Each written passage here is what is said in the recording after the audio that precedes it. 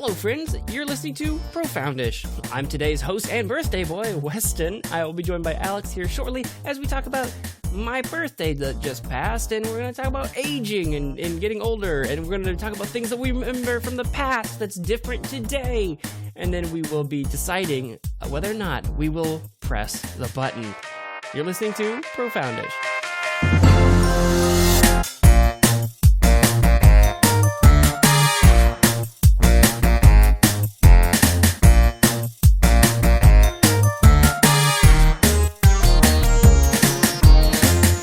Every time the word phantom comes up at all, period, I have to go phantom. He's a phantom. Right. Danny Phantom. It's just I don't so even good. remember how it goes, but it's just that's what I remember. Well, it sticks in your head. He's a phantom. I only know it because of my medley stuff, but yeah. And I want a crossover. This might exist. I'm not actually Googled it. I want like a crossover, a remix or whatever, because when I do that, the pacing reminds me of one of the old Dragon Ball Z theme songs where it's like dragon, lots of dragon. It's very much the same spirit, but one is anime fighting or whatever. One's cartoon ghosts. So it's just phantom, Dragon Ball Z. Well, I just want a crossover. Well, dang, Hey, you know could what? do that. You know what? You could do that. Yeah, I was gonna say your birthday's coming up. Hey, I could do it. It is, and that's definitely not the topic of the episode for sure. Is it not? It literally is, though. I usually try to be a little bit more on the sly about the topics, but since you brought it up, hey everybody, I turned 30 3 days ago. As of this airing, between Alex and me, I'm not actually there yet, but shh. 3 days ago, I turned 30. 30 years old. 1 foot in the grave, as they say. Yeah. Well, no, I've had How do you one foot in feel? the grave to start with. I was born ginger. We don't have a soul, so you know how it goes. We're already I undead do. creatures. Yeah, we were born in the grave, and we're just trying to get out before we fall back in. That's what I all tell we're trying to people, do. that if I were to die for some reason, I just rebirth in hell and then have to crawl my way back up like a revenant to commit revenge on whoever murdered me. But it's a vicious cycle, so even if you fulfill that, you fall back down and you work your way back out again. I am eternal and I am vengeance. So you may be those two things, but you're also 30. That's right. But How do you feel? well, first of all, you need to get to work on that crossover, that Danny Phantom Dragon Ball crossover. Let's go back. Just so that we don't just completely gloss over this. Now I've got something to look forward to. I mean, that is kind of that is right in my wheelhouse, so I kind of have no excuse. Especially with the shorts you've been doing, where so you could do you could do the crossover, then you could also do Danny Phantom, but in the theme of Dragon Ball, and then vice versa or something. You got a couple of options there. I would love to see that strange combination of audience join together there. You know, I'm sure there is a lot of crossover because there was a ton of Dragon Ball Z was huge. So Dragon Ball Z was big enough that it wasn't just anime watchers, at least in my experience. Growing up as a kid, I watched it.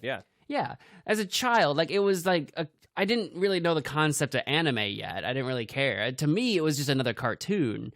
So I definitely watched. Actually, I was watching Dragon Ball Z before I was watching Danny Phantom. I think I forget what year Danny Phantom aired. I want to say 2003 or something. I'm pulling that number out of my butt, but That sounds about Dragon right. Ball's been around for much longer. So I've been watching that as a cartoon as a kid for a long time.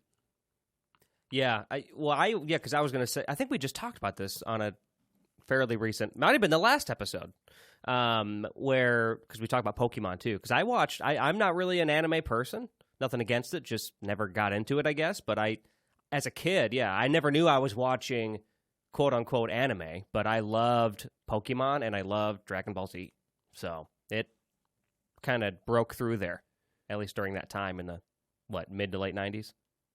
Yeah, Early mid to late 2000s, 90s, maybe? going into the 2000s. I mean, with the Pokemon, for example, right? What was it, Pokemon 2000? That movie came out, and that was huge at the time. Oh, yeah. Yeah, that's you right. remember. Yeah. I do see. It's so funny because like I know nothing about the games or really anything about Pokemon after the first gen, I guess.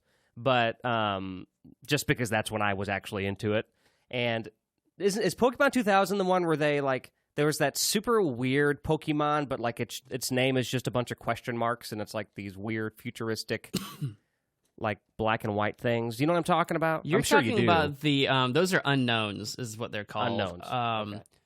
And I don't remember the lore behind them because they're all supposed to like represent like a letter in this like ancient language or some nonsense. I don't remember, but no, Pokemon 2000 was the one with Lugia in it, and Zapdos and Moltres and Articuno. Oh wait, so was that was that like another movie, or is there only one movie? You're educating me here. Pokemon. I'm googling it. Pokemon movies. I thought one of the movies, maybe it was the first one, that introduced Mewtwo.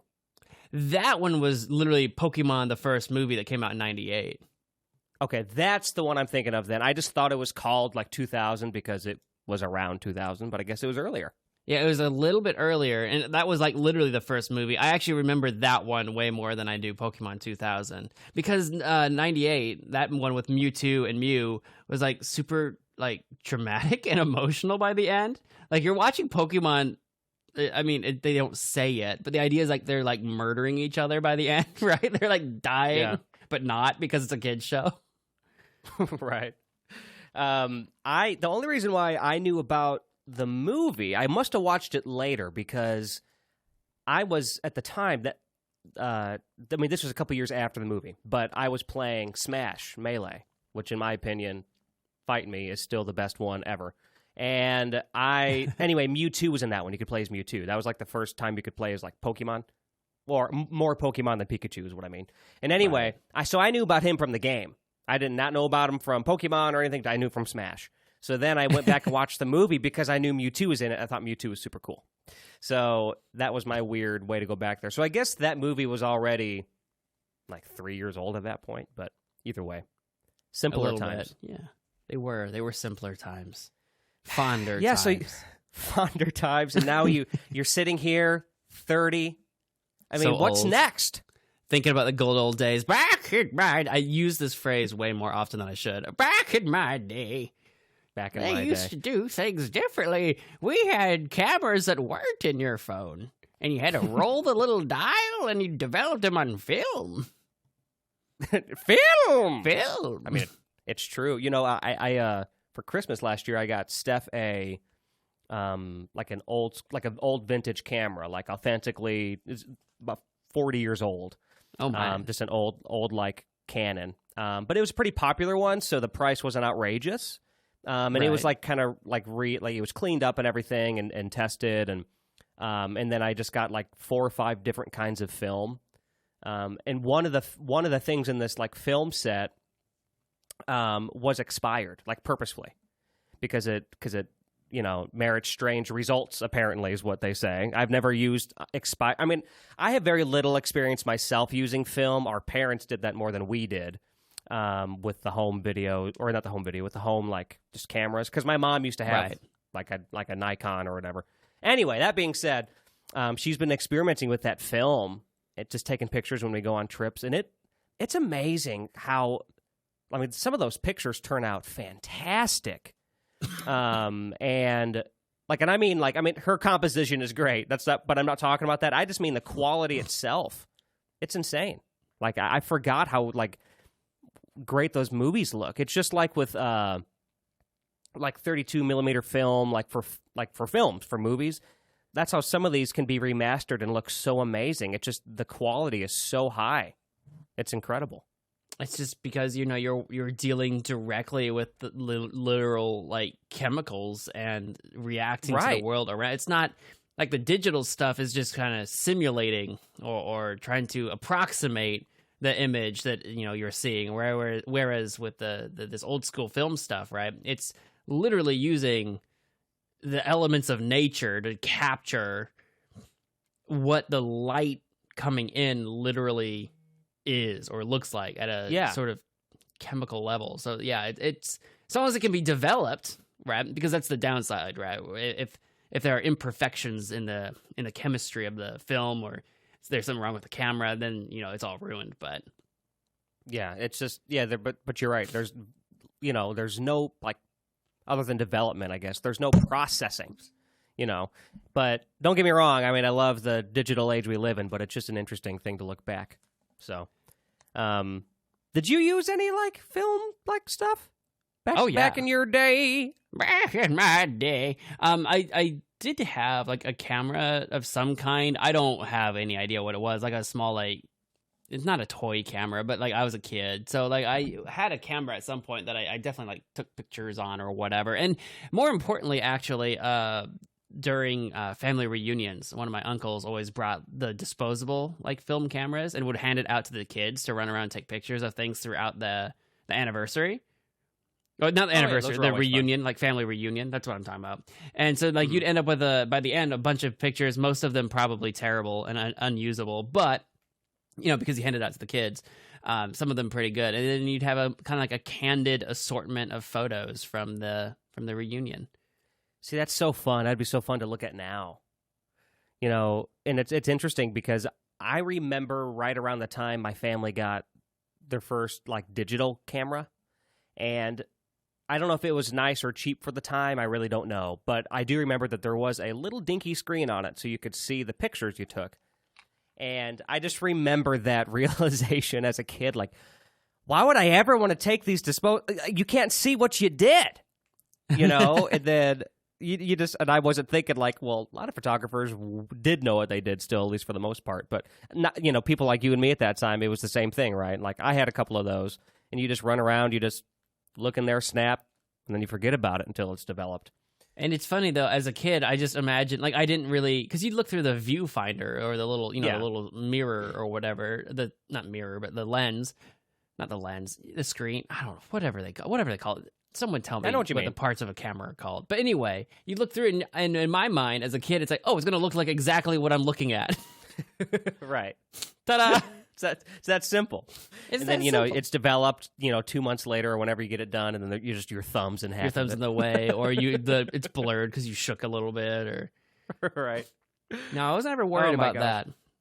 But yeah, and I know my mom was the big camera person growing up. She had, I don't know if they were Nikons, Canons, whatever they were. She was the one that always had the camera, and we'd always have this bag. And I swear, I feel like we would go through... And like maybe this is a hindsight thing. I feel like we went through so many cameras. Like I feel like we would have like a camera a year because like there's some new thing would come out, which I think my mom was really into photography. But so like she was always getting a new camera, or we wouldn't use it all that much because we'd only use it for like family things or if we went on a trip. So it felt like we didn't use it very often. But then we'd have a new camera, and then no one would know how to use it because it's new. And by the time we learned how to use it, we'd be onto another camera. That sounds like a stressful way to live, that camera life. And maybe I'm blowing that up a little bit. That's the way I remember it. In my brain, I feel like we went through a zillion cameras. Maybe we didn't. That's possible. I mean, because like, a lot of photographers, I don't know if this was, I mean, I'm sure it's always been the same, at least since those kinds of cameras have been out. But, changing, like keeping the lenses and changing the bodies, that's pretty common. If you keep really nice lenses. So maybe she was doing that and then she had to readjust. That's possible. Maybe. Never know. I don't know. I don't really remember her tearing apart cameras and like salvaging parts for other cameras. I don't remember that, but I don't know.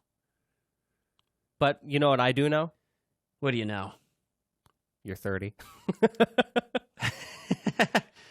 This is we can't let this go, man. It's a terrifying prospect, and you will be soon. You're not far behind. I am not far behind. No, I'm gonna make it until 2024 though. So I'm just counting that. It's so funny because I basically feel like I am 30 because I already feel defeated by 29. Like not defeated in my life, but just defeated by the age. Like I'm basically 30. That's how it feels. It's that border year where like your body is preparing for the 30. You can feel the joints stiffening. You can Yep. you can feel yourself slowing down. Yeah. Hey, actually, that's a good question. That's kind of a topic here. When did you first really? At what age did you start noticing? And maybe it's recently, like the maybe you got this little bit of back pain, or these weird things are happening to you that are happening just due to your body slowly getting older? When did you start noticing that, if at all? I'm still relatively fit. I'm less fit now than I have been in the past, but I'm still relatively fit. So I typically don't have a lot of random aches and pains that like are persistent. But what I have noticed over the years, and I can't really pinpoint when I first started noticing. It was one of those like, I'm just sore more often than I used to be. Or this thing bothers me more often than it used to. And again, I don't have any massive like medical issues or whatever. I know one thing that has always bothered me for like ever, in terms of like physical fitness, doing push-ups, my right elbow just does not appreciate that at all. There's like, it's the inside part of my elbow or whatever, just doesn't, it's just can't take it. It's an uncomfortable feel. I wouldn't say pain per se, like it's not like getting hit, but it's an uncomfortable, I hate it. If it weren't for that, I'd probably be able to do more push-ups. Now, when I was younger, it was pretty negligible. And as I've gotten older, I'm like, I really freaking hate push-ups. My elbow doesn't like it. Or also like my shoulder. There was a period of time, not now, thankfully. I kind of forgot about this until just now. I went about a year. I think this was when I was 28. So this was like 2 years ago. I went almost the entire year when my right shoulder was in constant pain, which feels like something I should have seen a doctor about. But it was like the kind of pain where you slept on it funny, right? Where it was like really sore. And so I was like, well, I must have slept on it funny. It'll be fine. It'll be fine. It'll be fine in a couple days. A week goes by. It'll be fine. And then it was like the entire year where like if I lifted my arm above my head, it would hurt so freaking bad. All the time. All the time. It's fine now. I don't know what it was. It's fine now. If I tore something or strained something, it's fine now. I don't know. Maybe you just slept on it bad for a whole freaking year. Maybe. Which is, maybe you just had a bad year of sleep. Who knows? Maybe. For real, that maybe. Is strange, though. Because I do sleep move and like whatever. So Lord knows what I'm doing when I'm asleep with no witnesses around. Right. That's kind of I guess I'm in a similar boat as you in terms of luckily for me, because I'll see like my peers. This is mainly like in some conversation, but I'll see it a lot like online with just like people that are our age. You'll hear or see a lot of memes and jokes about, feeling, your body aches and, you feel like you're 50, but you just turned 30. Like, there's a lot of jokes about that. Right. And I don't know if those are all, like, exaggerated or if it's true. I'm not sure. Because for me, sometimes this probably started around 28, too.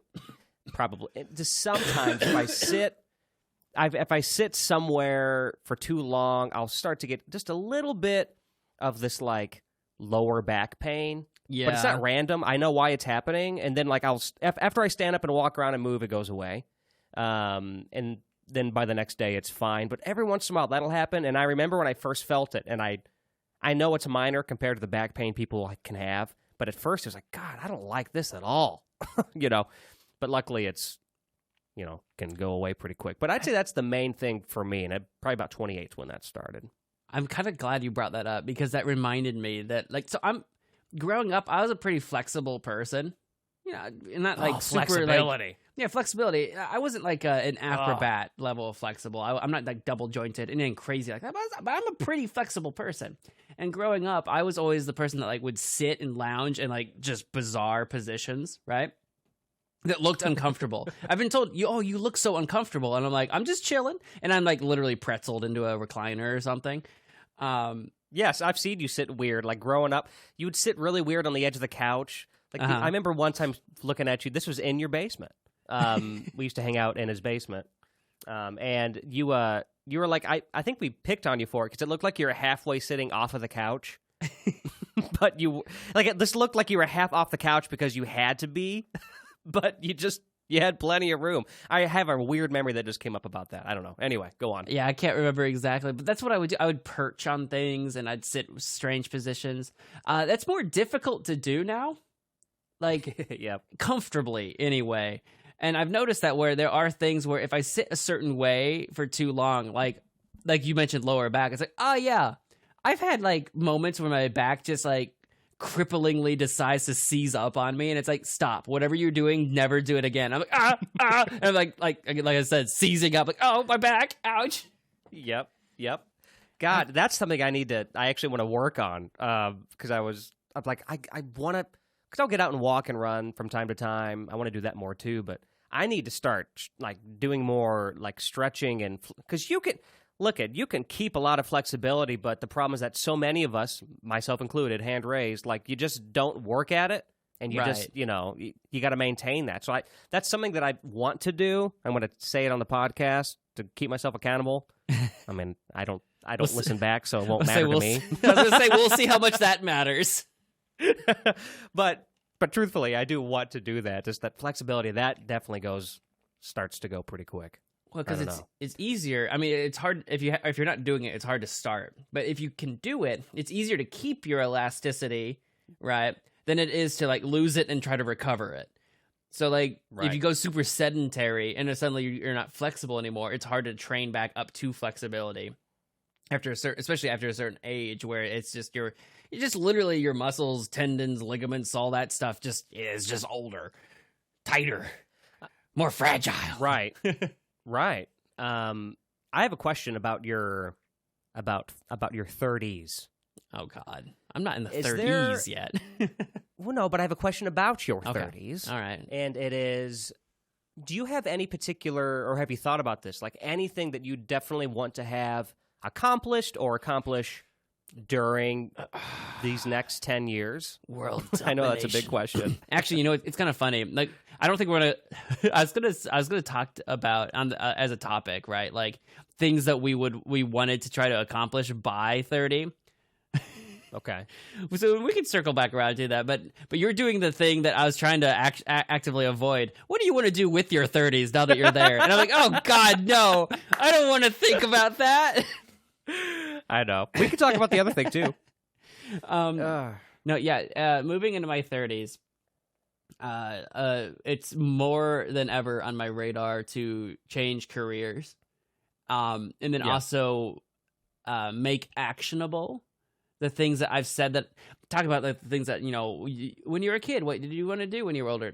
Certain things that are still on the table for me that I've wanted to do forever. It's like, well, okay, I'm 30 now. If I ain't gonna do it, it ain't gonna never happen. You know what I mean? Right, like it's not gonna happen for me. No one's gonna do it for me, right? So like there's certain things like I have first thing that comes to my mind, like when we did that poetry episode not too long ago, right? I have writing goals that I've always wanted to achieve. That like if I don't freaking do that now, I'm just not going to, right? Because it's not a part of my daily habits, not a part of my like it's not a part of my life right now, the things that I want to actually do in a much bigger way. There are things that I want to write. I've got ideas in my head of the things that I want to write about, right? If I don't do that, it just isn't going to happen. It's going to be a dream in my head. And when you're in your 20s, right, you're like, oh, I've got time for that. I'll get to it later. And now I'm like, it's not that I don't have time. Like, I'm not literally about to die or anything, but at the same time, I'm at the a point in adulthood where it's like, well, I'm not going to start on these goals when I'm elderly, right? If I don't do it, soon, it's so like that's a good point. So like writing things, like I've always wanted to be an author of books, not a book, books. All right, and they take a minute. They take a hot minute to write. If I don't get started on that, it's not like I could do that anytime, but the more into the 30 in motion. Setting in motion. I totally agree, especially with 30s in particular, because I've spoken with a lot of adults. This is by adults, I mean people older than us, because we are adults. But like my parents, I'm pretty sure at one point, all four of my parents have said at one point or another that the 30s were some of their favorite, like the best years. And at first, when I was younger, I didn't understand, like 30s, really? Wouldn't it be like, your 20s or college or whatever? And they've got their memories of that too. But the thing that's great about the 30s is that you've got a little bit of that experience, which helps. You have that little bit wider mindset and experience, which is nice. But then also you have the money in your pocket, or at least more money in your pocket, hopefully, to be able to spend and execute the things that maybe you'd want to do in your 20s that you couldn't. Right. So I just think it's like that's a recipe for greater success and things you want to do just for those reasons. You know what I mean? I like that. And that for me, that feels good. That feels good to hear, because that gives me some more like, because that's what I'm hoping for my 30s. That's what I'm trying to say. That's what I'm hoping for my 30s. I'm hoping my 30s are my best years of my life. Not that my best years of my life is behind me, right? The best years of my life are my 20s. Well, shoot, that's over now. That's bleak. Right. And also, there are lots of things I didn't accomplish in my 20s that, like I was saying, I want to still accomplish. So it's like, there's stuff that I definitely did in my 20s that I appreciate, and I did have a good time or whatever.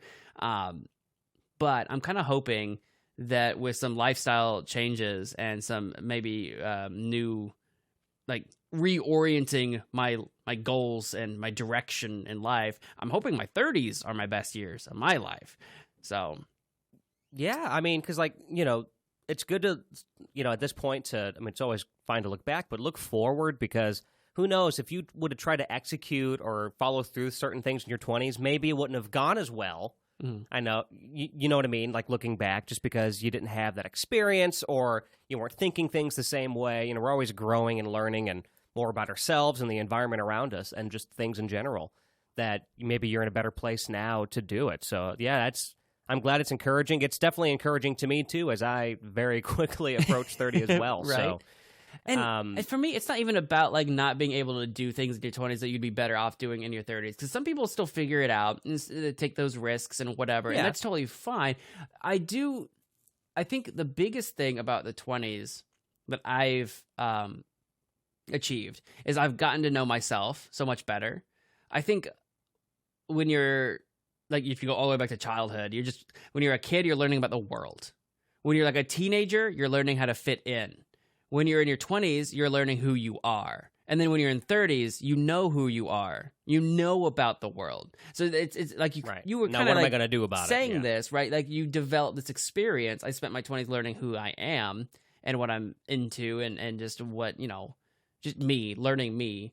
And now that I know everything that I think I need to really prepare myself, which sounds hilarious. You need 30 years of your life to prepare yourself for the world.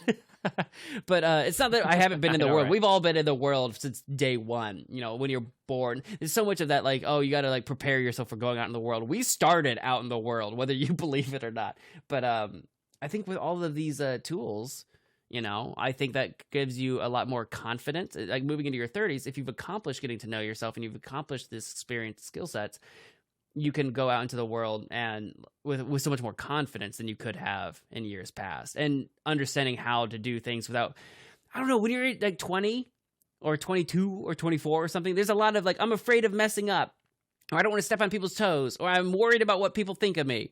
And then you turn 30, I don't care what anybody thinks about me. Yeah. You know what I mean? Confidence, for me, what resonated most with that, what was that word, was the confidence part. Yeah. And then I just thought about what you said after that, which was the what people think of me. That was a big shift for me going through my 20s.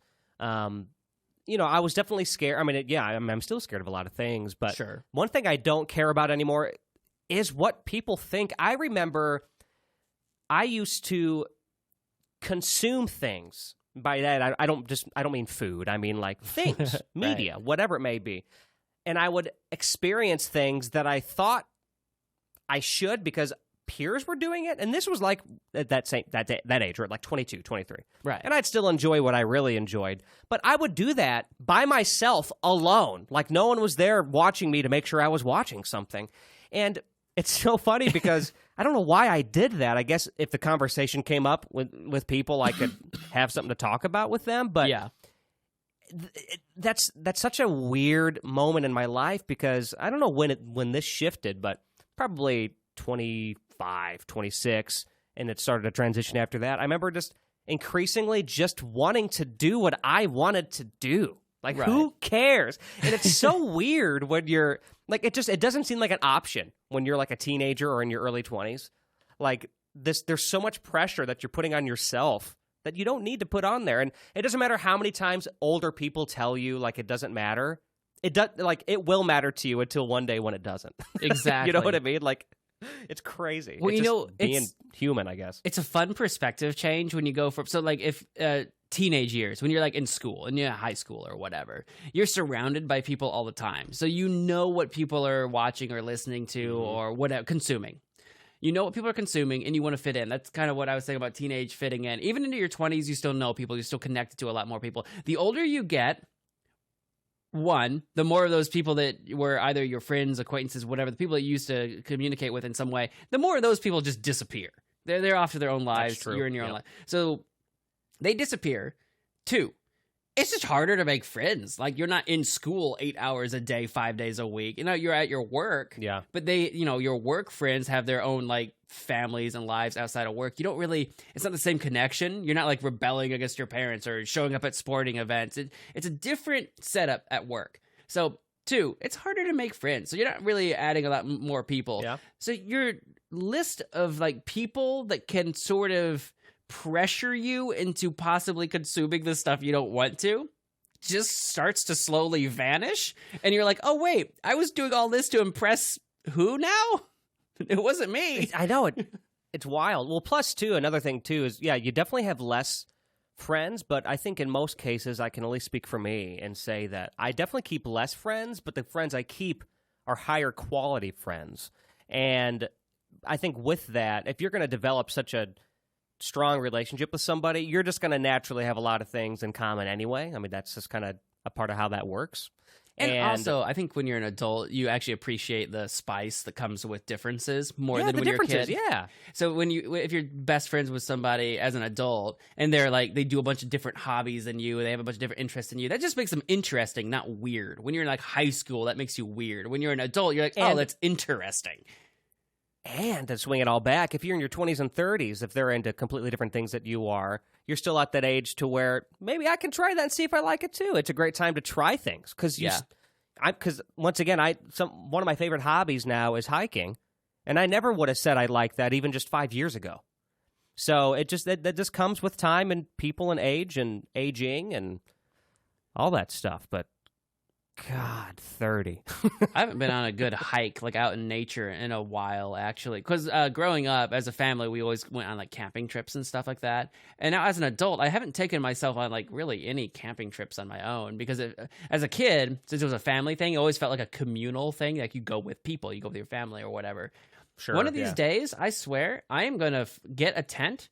And I'm just going to take a weekend to myself and disappear in the woods to be uncommunicated with by anybody. Like, it's going to happen. I'm going to go on hikes. I'm going to go fish. You should do that. I should. Honestly, that's great, like soul-searching time. Soul search. If you... Oh, sorry, you're going to say something? You're fine. I was halfway through a thought. I was like, I'm going to take my notebook. I'm going to like draw sketches. I'm going to write weird look at that. Emerson Thoreau, like, transcendental poetry out in nature. I love it. Honestly, I love it. If you ever, or I guess I'm going to say when, next time you make it down this way, we'll definitely, I live very close to Arkansas, and there's a lot of great places to hike there, so you should join us too, if you want to do it communally again. Okay. Keep that Come down and join us, because Steph and I love doing that. That'll be fun. Yeah.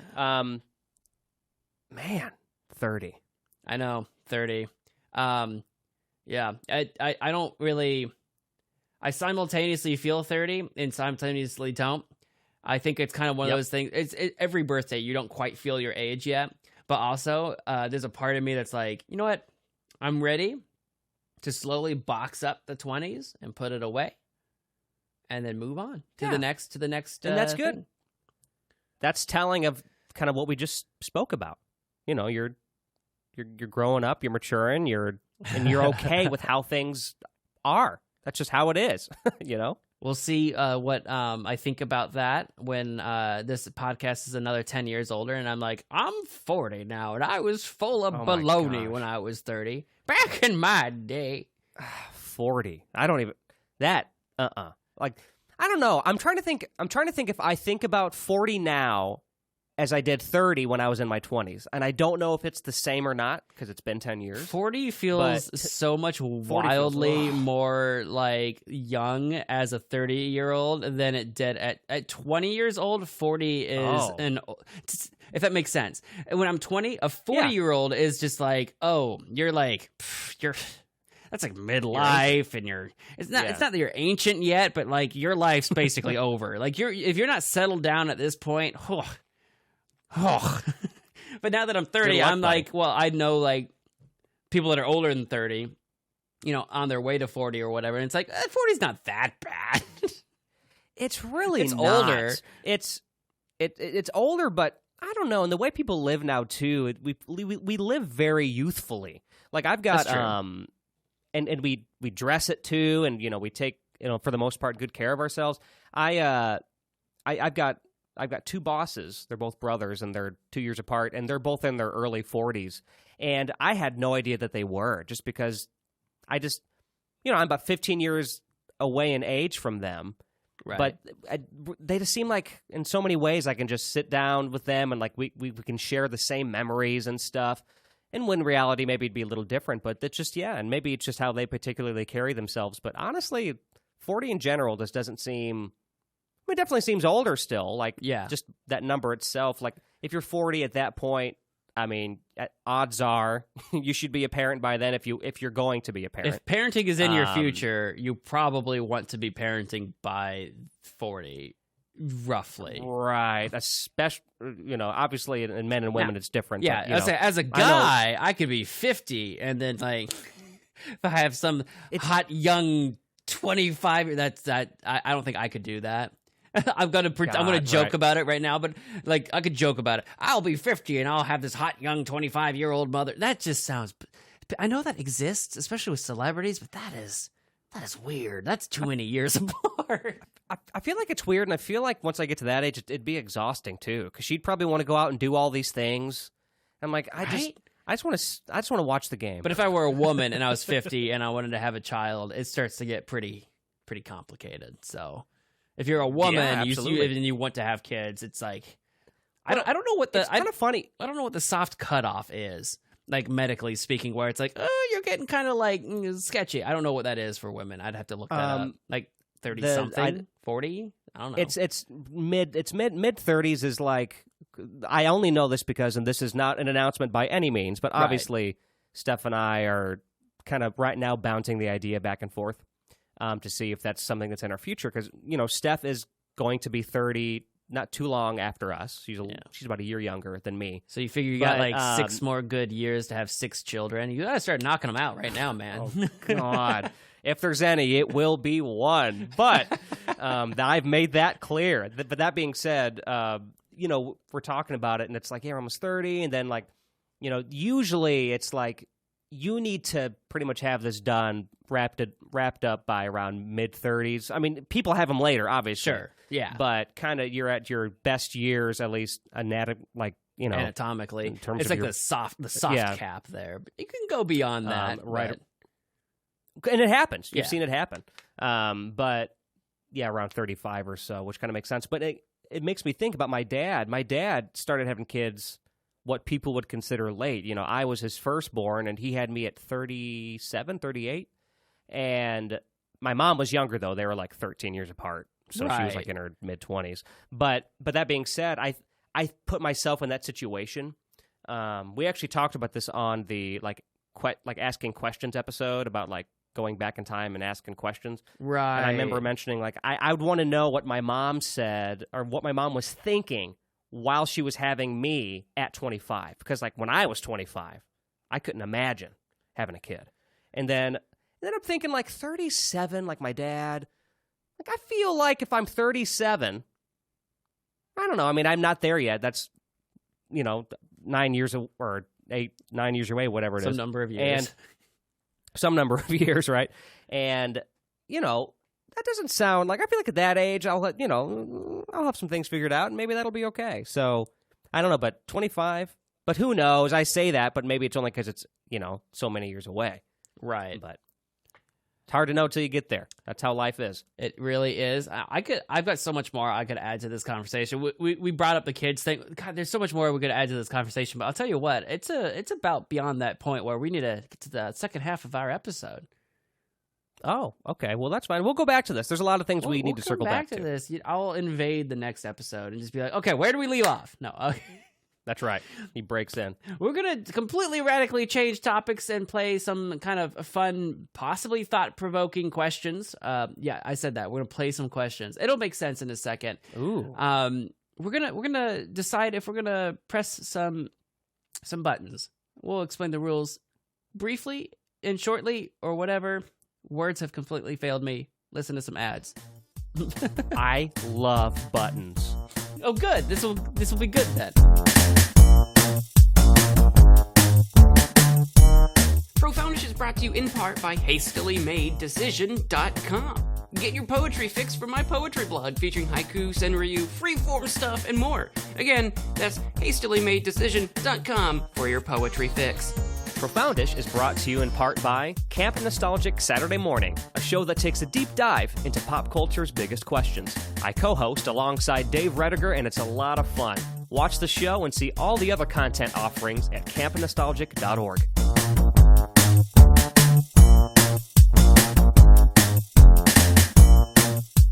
Let's play some questions. Have you ever heard of, Alex, Will You Press the Button?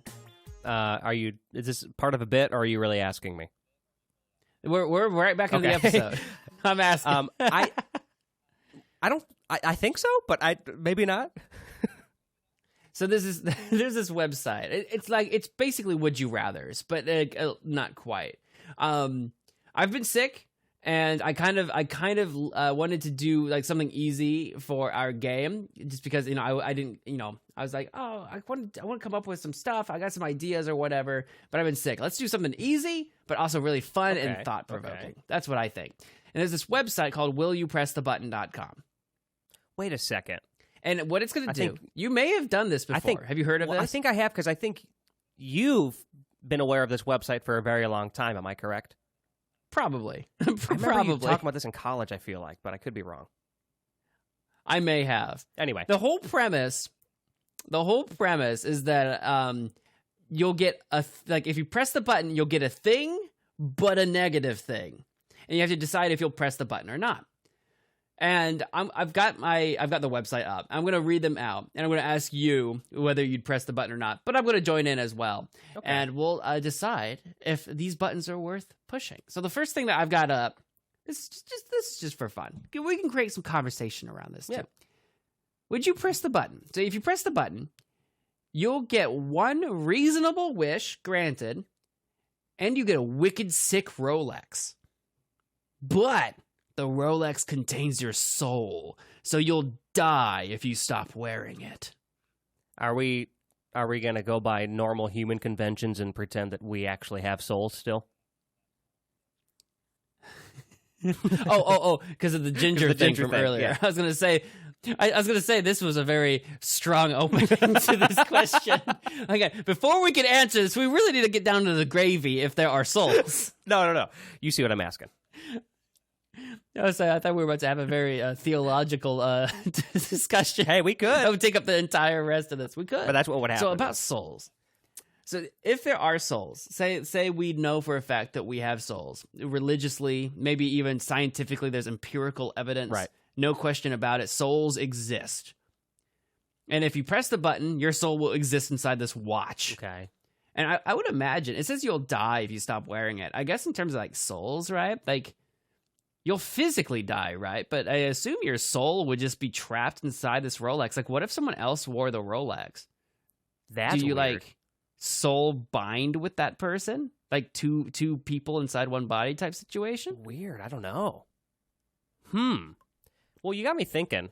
That's what I'm wondering. You got me thinking. Like, my first thought initially was kind of like, I mean, if I can, like, a reasonable wish to come true. So for me, it would probably be like my goal in my personal career, right? Like if I could meaning changing careers to become my own boss and have it be successful, right? Like Right. That sounds like a reasonable wish. It's not wishing for $1 million or something. So I figured that'd be reasonable. And so that I think about, that's really important to me. But I don't know, to have my life basically hanging by a thread just by wearing a watch, I don't know. I'd almost rather just work hard and do it myself and not, because it's not really about wearing the watch as much as it is the meaning behind it, I guess, right? Like, I guess I'd rather work at it and not have to wear the watch. Plus, I don't really like Rolexes anyway. I think Rolexes look dope, especially if you can. It says a wicked sick Rolex, so like there's some pretty wicked sick Rolexes out there. I would be okay with wearing a wicked sick Rolex. My question, again, it's not so much. I'm not even concerned about the whole "you'll die if you stop wearing it." I'll just never take it off. You know what I mean? And if it comes off in some way, I guess I die. The thing is the whole like the Rolex has your soul. Like, so say you die, right? Say you take the watch off, you die. But the soul is still in the Rolex, right? So say we're religious, as we are. Say we're religious, you die. The soul is still in the Rolex. You don't go to heaven. You don't go to hell. The soul is in the Rolex, right? So it's like a weird immortality. I'm imagining like a cursed magic item in some sort of fantasy setting or something. And is there a way to transfer this soul? Like, because we don't know the full context. Maybe, or even free the soul. What happens if you smash the Rolex? Does that free your soul? Right, because at that point, like, let's assuming it's off of our wrist. By that point, whatever, we're gone. So it doesn't hurt to experiment and try. Maybe here's what we should do. Let's why don't you press the button? Okay, I'm not gonna press it, but you press it, and then we'll take off your watch. Once your wish has been granted and everything you wanted came true. Then after that, we'll take off your watch, and then I'll experiment with it and see what happens. Well, see, that's the other half of this. So I was really focused on the Rolex containing your soul. I don't know what one reasonable wish would be like. Oh, there's the question I really want to know. Putting my soul in a watch. Like, you want to become your own boss. I do too, honestly. But like... Of course, that's true. I never thought about the stakes. Sorry to cut you off, but I never thought... Right. That's true. It is high stakes because I'm basically saying this is what I want to have happen, to have my entire life hang by a thread, basically, just by in this watch. That's a good point. Especially on a wish where, like, become your own boss. Like, that's something you could work towards and acquire without a wish. But it has to be reasonable, to me, a wish needs to... It has to be reasonable, but also to me, a wish has to be something that, like, is... not quite obtainable, because otherwise you would just obtain it, right? Well, yeah, but what though? Like, what would be a wish that's, you know what I mean? That's considered reasonable but not obtainable. That's what I'm saying. Like, I'm racking my brain. Like the $1 million, like you said. Like say $1 million was reasonable, but $1 billion wasn't, or something, right? Like, say there is an amount of money, so like $1 million, it wouldn't be worth $1 million to put my soul in a Rolex, right? Like $1 million would be nice, but like. At the end of the day, I just need enough to, like, live. I'm not worried about being, like, fabulously wealthy overnight. It would be nice. That would be great. But is it soul in a watch worthy? That's the thing, right? Because then, like, if it's more reasonable to ask for $500,000, well, that's not going to get you very far in the scheme of it all. And then there you are with your soul in a watch. I don't know. Honestly, I think I kind of pass on this button because it has to be a reasonable wish, not a crazy one.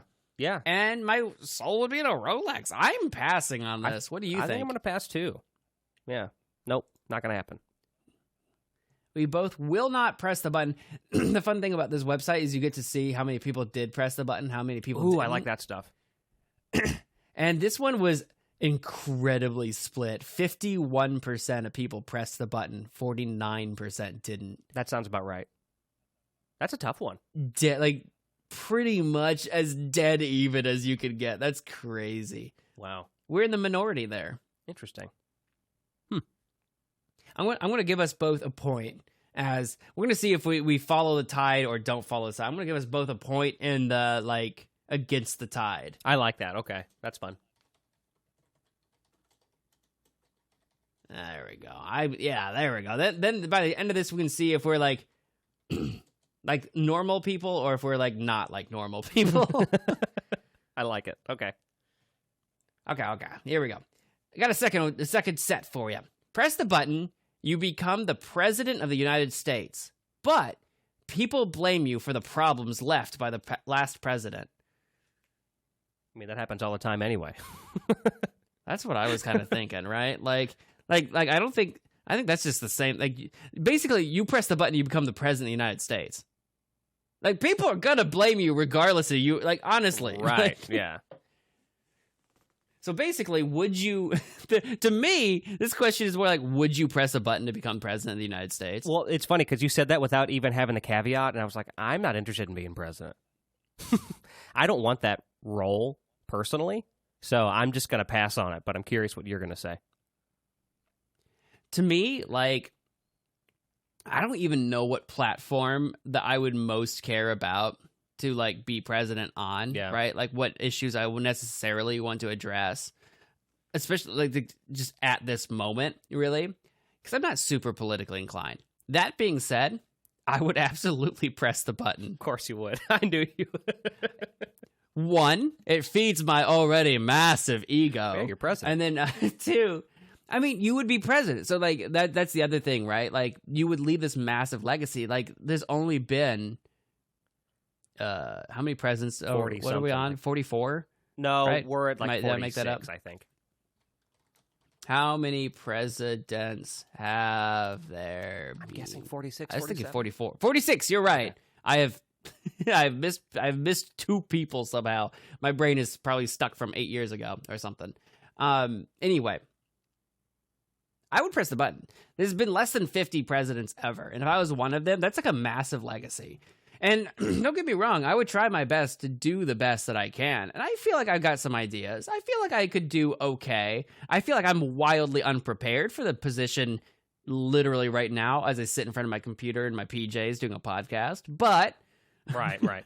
Well, and I would press the button. And you could prepare and all that. I guess for me, it's the stress of it all. Like, listen, if you were running and you'd let me be your VP, I would do that. That I feel like that's a lot less of a stressful job, assuming, everything's kind of okay 100% I'm getting assassinated, so you better be ready. That's what I was about to say, like, as long as you don't die. But we have to get this madman out of office now.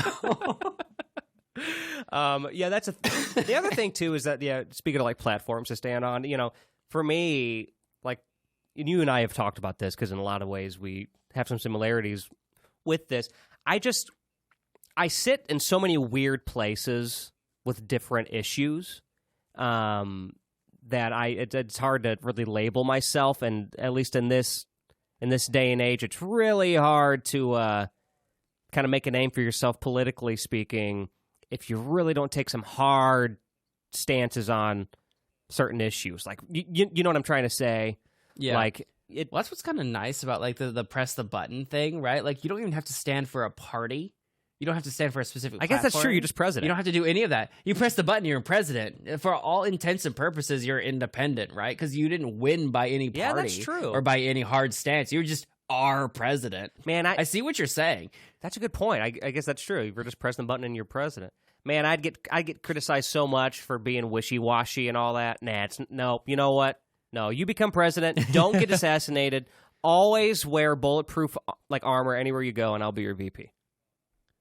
I would love to, like, literally on the outside of all my clothes, just very visible Kevlar armor. I want to walk around, like, in a full bodysuit of armor, like a mech. I'll be like a mech and president. I like it. President Hasty? That'd be amazing. I love how you're like, oh, you get criticized all the time. And I'm like, oh, yes, I forgot. You're not 30 yet. You care what people think. If I were president, I think by that many bodies, I think I would be. I think I would still care a little bit at that. I care not for what the peasantry think.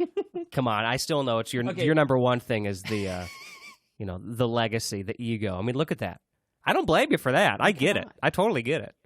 It's like you're up there with some of the greatest, figures in American history.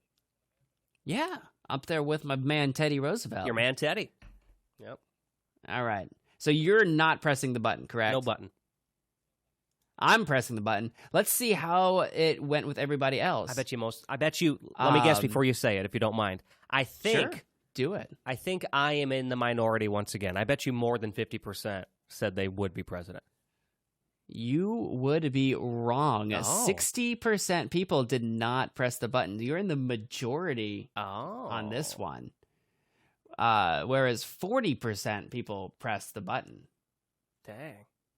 What was the caveat So I again? get another point. I forgot what the caveat. Like, The caveat was literally people blame you for the problems that's left right. by the last president. That's right. And it's like, well, duh. yeah. Period. Yeah. Okay. Right. Okay, interesting. I think we both agreed that caveat was like not much of a caveat. It was mostly just, well, would you be president if you could press a button? Exactly, yeah. Okay, interesting. All right, here's another one. Press the button, and your life will be filled with action and adventure, but you're the main hero's sidekick. Well, I guess I have some questions because, Yep. I'm the main hero's sidekick. If I'm getting the action and adventure, I don't care. That sounds fun. Let's do it. But is this a movie? Like, I'm getting confused by that part. Like, or do they mean more like kind of in a sense of they're the person that's getting all like the attention by people around them, and you're just kind of on the sidelines of that? I'm not quite sure of that. Of what that Imagine means. this. Imagine this. It's not a movie, but because movies are full of action adventure, imagine this. Real life. It's real life. You're Indiana Jones's best friend. You just happen to be his best friend. And he tags you along on all his adventures. He's like, hey, Alex, I got this lead on this thing or whatever. I think it's going to be a fun time. I got tickets to wherever. You want to take a vacation with me? And you're like, yeah, I love a vacation. You go on vacation with Indiana Jones, and you end up in a tomb chased by cultists and giant boulders and sipping out of dubious cups. You're constantly doing, like, crazy crap, but none of it is because of you. It's because you're friends with or somehow partnered with this other guy or gal that is just up to crazy shenanigans. I mean, that's the way I'm seeing it. So you're seeing it truly like action adventure because... You know what? That's what it says. Filled with action and adventure, right? It does, and then they do say the word hero. So, like, this guy's probably doing something significant enough to save somebody or save the day, or as it were. I think the thing that threw me off really was the action part. Like, adventure sounds fun, but action, I don't know. Right. You know what I mean? I don't know about action. I don't know. You're like, I do like to be in bed by 9. Yeah, exactly. I want to go on an adventure, but I do need to be in bed by 9. I feel like action I don't know about that. How do you feel? Oh, that's amazing. I mean, I guess like, I know your take on it, but how do you feel about it? It's actually kind of funny. So, like, I don't really care for too much action and adventure in the sense that, like, it sounds like a lot of stress, but I actually kind of adore the idea of being the sidekick because it's no strings attached to me. I get to experience all this crap, but I'm not responsible for it, right? Like, I get to be Watson to the Sherlock, right? I get to tag along and be, like, bear witness to just an extraordinary life. But I'm not the quote-unquote hero. So, like, I'm not the one that, like, villains are after. I'm not the one in, like, trouble necessarily or whatever. Like, I'm playing the NPC. I'm playing the sidekick. I'm not the hero of the story. But I kind of love that. And thank God it's not a movie, because if it were, you'd be kind of roped into it, period. Like, you would join for one thing, and then you somehow have to end up, you're roped in. You can't get out now. Not in a bad way, but that's just what the friend always does. Like, or sometimes, or then he'll leave. Like, you'll leave, and then your friend ends up needing you, and then you come back. Or the third option is that you're the comic relief. Or the comic relief. I'm okay with being a comic relief. I'm totally okay with that. I'm thinking of, because it's so easy to think of movie, I'm trying to think of, like, movies where, like, would I like to be the sidekick, right? Like, I mentioned I would be the Watson to the Holmes. Like, it'd be fun to be Holmes, but I'd be the Watson. I'd be the Samwise to the Frodo, right? Yeah. Like, I'm okay with these things. I'm like, I would love to be the guy on the sidelines on all of this. Just, like, if I'm comedic relief, just, like, passing jokes or whatever. I would press this button. I guess that's the thing. I would press the button if my life weren't really going to be at stake that often. Because that often, I don't know if you won't have the choice because you're the hero's sidekick. Well, Because when I was thinking of action adventure, I was thinking of it a little more realistically, and I was thinking of like a story like, what was that movie with the Declaration of Independence? Not Independence Day. What's it called? National Treasure. Right. That's the one. No, it's been years since I've seen it, so I can't remember if there is like a lot of like gunplay in that or something. Maybe there is. I think there is some, but anyway, I think more about like that. That is an adventure, and that sounds fun, and I'd love to be the sidekick in that. Like uncovering all of these crazy mysteries about this historical document that we've known about for years or whatever. That, and then you uncover these caves and all this stuff. That sounds interesting to me. And, like, I would love to be roped around for something like that. So if that's it, then I'm down. But, like... So what do you think? But you're talking about, like, Frodo and Sam. Like, they get into some pretty deep stuff. So... They do. And, like, that's a little scary. So, but you know what? It's scary, but also, like, all that stuff... Like, at least you get to know that your life was, like, you led a meaningful life. You know what I mean? Weston, I'm going to press that button. I'm going to do it. I'm pressing it too. I'll be honest. I'm pressing it too. You're right. I mean, yeah, you definitely would live an exciting life. And we would be in the majority. A very nice 69% would press this button. Wow. I guess, I mean... 31% did not. I feel like that's a little higher than I thought it would be, but I definitely thought we'd be in the majority there. Yeah, I feel like I'm not surprised. Like, I think people do like a good adventure. The action sounds scary, like being shot at and stuff or whatever. But, like, I don't know. I feel like all of us living our mundane lives kind of crave a little bit going out and doing some just some nonsense that's, like, risky, but, like... Well, yeah, that's just absurd and unique. That's the whole... there's no spoilers here, but that's the whole story of, like, Breaking Bad. Like, that's what set him off, was, like, that he was stuck in a rut. And it's like, you know what? I'm just going to live a little bit. And then it ended up being a crazy story. So, I don't know. I mean, yeah. Granted, in this case, we wouldn't be the Walter White. We'd be, like, the Jesse. I guess that's true, right? He's the main character. That's true. We'd be the Jesse. But either way, like, the motive is kind of there because we can make the choice. So, like, yeah, I mean, why not live a little? Let's sell some meth. All right, Alex, we gotta cook. We gotta cook. What's Jesse always say? He always says bitch. I don't even he'll say like I don't even know. I've seen science, like 3 bitch. episodes. Oh yeah, I've seen that meme. He science and stuff. He'll say stuff like that. But man, great show. Still recommend it. You know me. It's one of my all times. Oh yeah. I know it comes highly recommended. I only watch stuff if it's like terrible. Hey, listen, Breaking like Bad good, is one of the highly worst recommended. shows. I never see it. One of the worst shows ever created, man. Like, it's just the writing's terrible, the direction's bad. You need to watch it. You can't say that. I've seen like 3 episodes and I liked them, so I already know it's good. Alex, I like them, so I can't watch them. If I don't like. Correct. I only hate watch. That's fair. All right. Here's another one. You press the button, you spend 20 years of your life making a cure for cancer, but someone else takes credit for it. Interesting. It is a little interesting. Cure for cancer. It fights a part of me. Right, sure.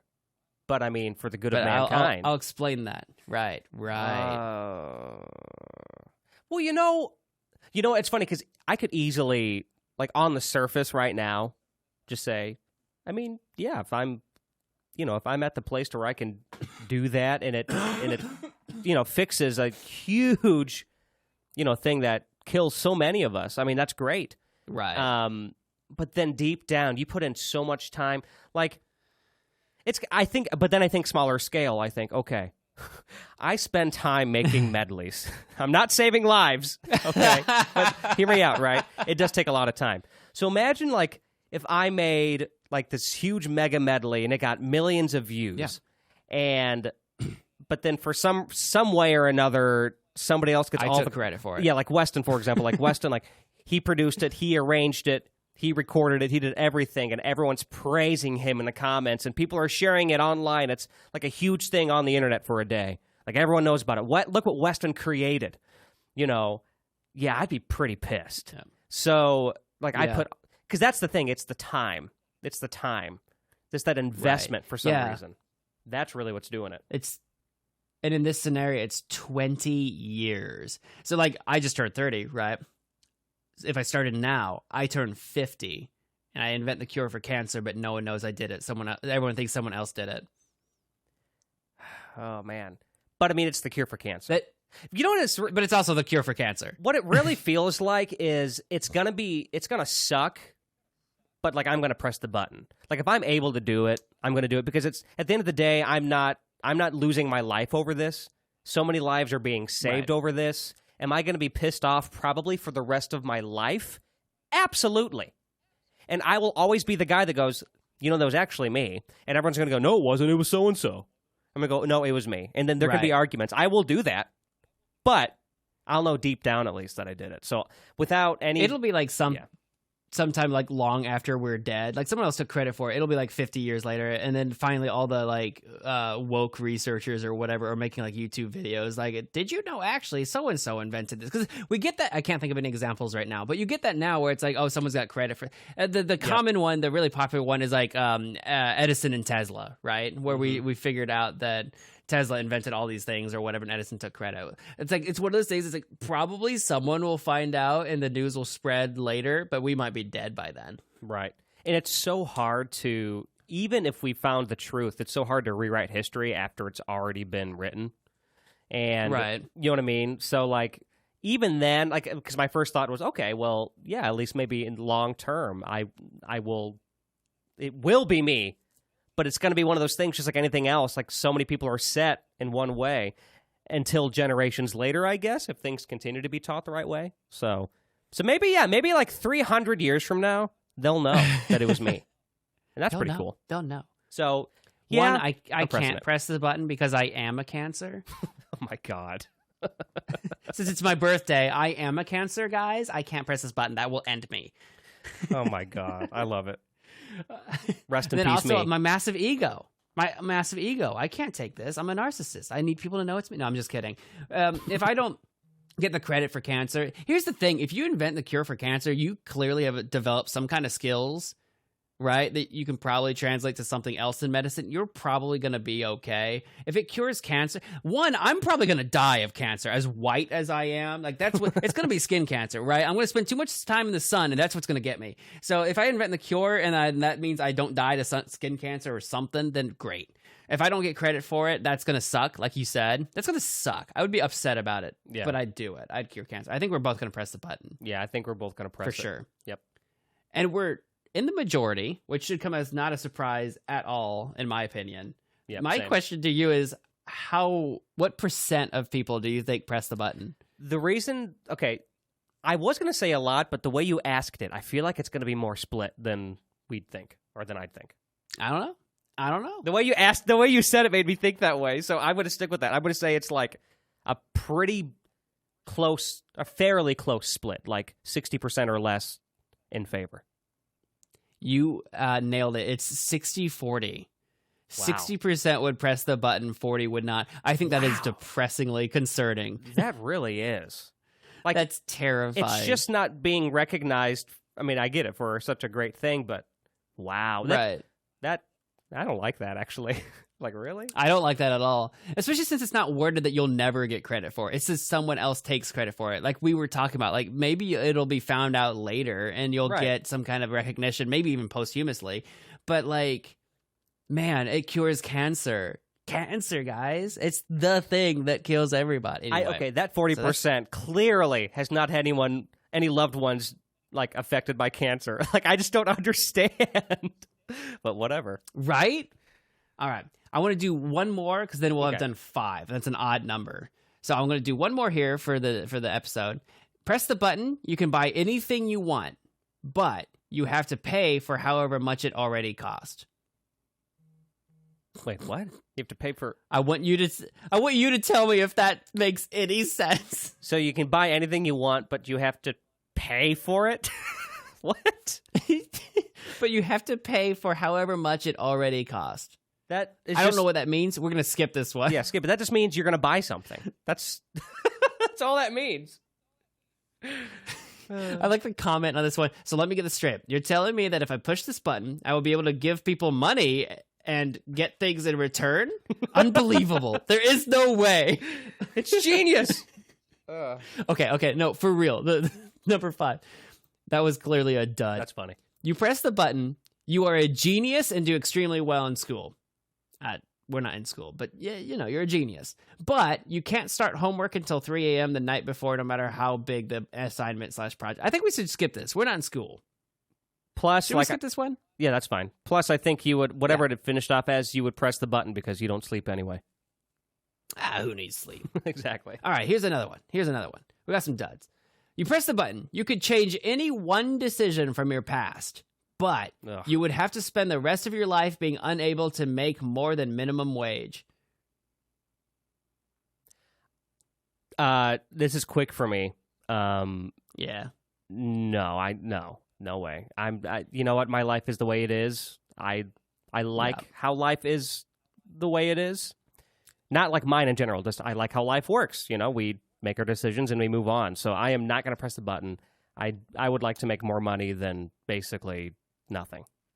So Than like subsistence, right? Like, Right. yeah, I think you'd have to have, if you and I were like way more traumatized, right? Like Right. if something god awful happened in our past, then we'd probably be more tempted. Or maybe if we were both like making no money, like say we were jobless, homeless, or something like that, where it's like, well, yeah, I'll change something, and then now I at least make money or something. I don't know. I feel like our situation would have to be pretty dire. Extreme circumstances, I feel like you're right on one way or the other. Yeah. But yeah, in my case, I feel privileged to have the life that I've lived. And yeah, there's like things I would change just like everybody, but Yeah. is it really worth, I don't know. I mean, if you're happy where you're at or where things are going, then clearly you made the decisions that were quote unquote right. So yeah, no button for me.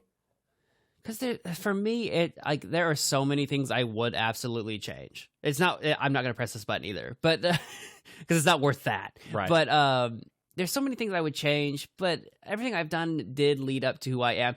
If the butt were something different, because I don't make minimum wage now, and I don't want to make less money.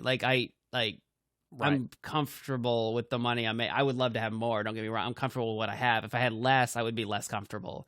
Whereas it's like there's nothing in my past. Like there are things that I would love to change. Decisions I've made, things I've said. I don't know. I can think of so many things, but it's just mistakes are going to happen. You'd have to be really micromanagement on your own life to like let mistakes you've made in your past like eat away at you for eternity. I don't know. Right. I'm not pressing the button either, and I think this will probably come as no surprise to either one of us that the majority of people did not press the button. Yeah. What percent do you think it was?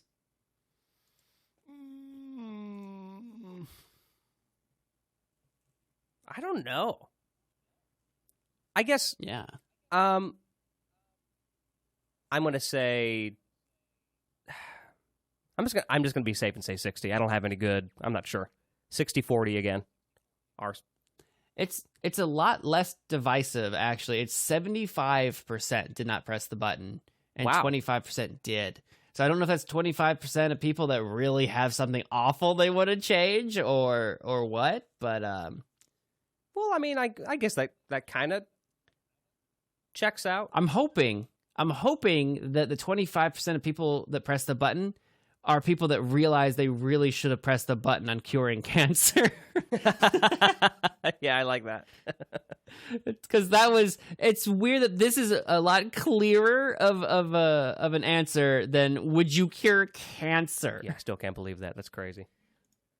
All right, that's going to wrap it up for our game. I think we got some good conversation out of this. That was fun. Between the two of us, we both voted with the tide more often than not. I was slightly more against the tide than you. I had two votes against the tide. You had one, and then for the tide, I had 3, and you had 4. Okay. So, well, this was fun. So I'm a little bit against, but there you go. Yeah, I like that. I think it's fun to answer these things. It's kind of like the would you rather's that I really like doing, but it's kind of a different skin a little bit. Yeah, I do like that. We might have to go back to that sometime. Well, everybody, you've been listening to Profoundish. Thank you for doing that. Yeah. Like, follow, comment, subscribe, answer the Q&A down below. Do everything that you can. Support the episode. Follow us on Twitter, Instagram, TikTok at ProfoundishPod. Alex, where can we find you? You can find me everywhere. Everywhere, you heard me. But mainly you can just find me on YouTube or my website. So you can type in my name, Alex Duquette, or go to my website, alexduquette.net. That's what I mean by everywhere. I'm going to give a specific plug to my medleys. If you're a medley fan and haven't kind of seen any in a while, well, you're in luck because my Phineas and Ferb medley is out now, and you should definitely go listen to that and hop back on that medley wagon again. Anyway, I also do... It may have come out on my birthday. It may have, but I'd have to see the dates, but I don't think it has. Oh, okay. Well, maybe it has. Did you just post about that? Isn't it coming out the 6th? Well, yeah, I don't remember when the exact day your birthday is. I know it's the 6th. Is it? Yeah. Oh, then it literally does come out on your birthday. I saw that. So okay, it came out on Weston's birthday. So you can all watch his medley and remember that I'm 30 now. That's right. Put that in the comments if you're listening to this before you hear the medley. Go watch the medley after this is done, and then just say Weston is 30, and just see if we can confuse people in the comments. That would be funny. If there can be even just one comment that does that, I am going to be tickled. Please, Weston is 30. Just do it. Anyway, I'll be looking. You can follow me. You can check out the things that I do. I've got a website as well, westonhasty.com. Check out my gaming YouTube channel, Magic Man Mo. Come say hi to me on Twitter at Weston Hasty. That's where I'm going to leave it. Check out some of my poetry, maybe, on hastilymadedecision.com. I got some poetry over there. That's going to do it for today's episode. Thank you all so much for listening. And until next time, good night. Save the world. And save the cure whales. Cancer. Cure cancer and don't take credit.